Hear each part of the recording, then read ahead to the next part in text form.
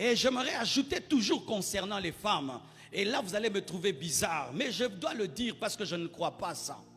Il y a une chose qu'on interdit aux femmes, c'est que lorsqu'une femme travaille et qu'elle gagne son argent, elle a grandi et qu'elle dérange un peu ses parents, on l'interdit de trouver sa propre maison.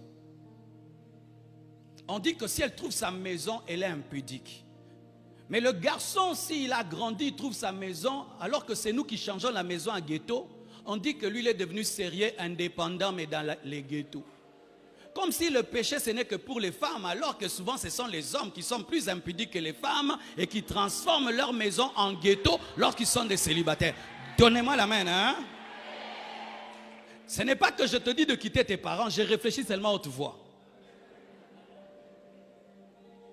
Mais je remarque ceci, les mêmes parents africains et les mêmes hommes africains qui ne peuvent pas épouser une fille qui ne vit pas chez elle. Ah, tu veux épouser cette fille-là? Elle ne vit pas chez elle. Hein. Elle a déjà son appartement. Tu vois les filles qui vivent déjà elles-mêmes.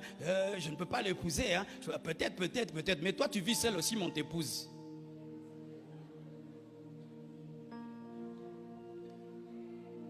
Non, comprendre.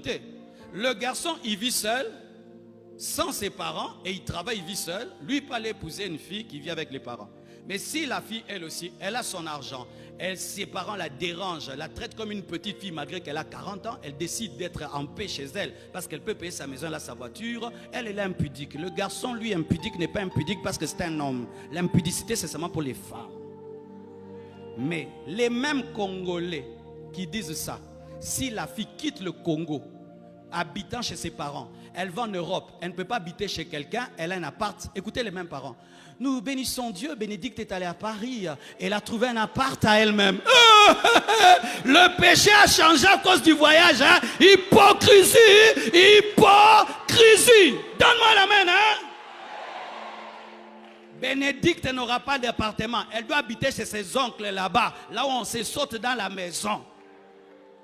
Je suis en train de prier que Dieu aide ma fille. Elle travaille en Europe, elle a son travail. Mais que Dieu fasse qu'elle ait les documents pour avoir son appart. Pasteur, je rends grâce, ma fille a trouvé son appart. Elle est mariée. Non, elle n'est pas mariée. Mais Dieu lui a donné son appart. On va dire elle est impudique. Non, là-bas vraiment, c'est l'indépendance.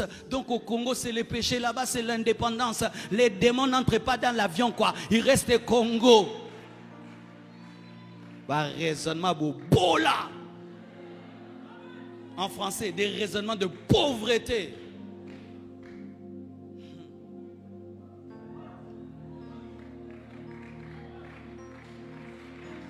Tu éduques ton garçon.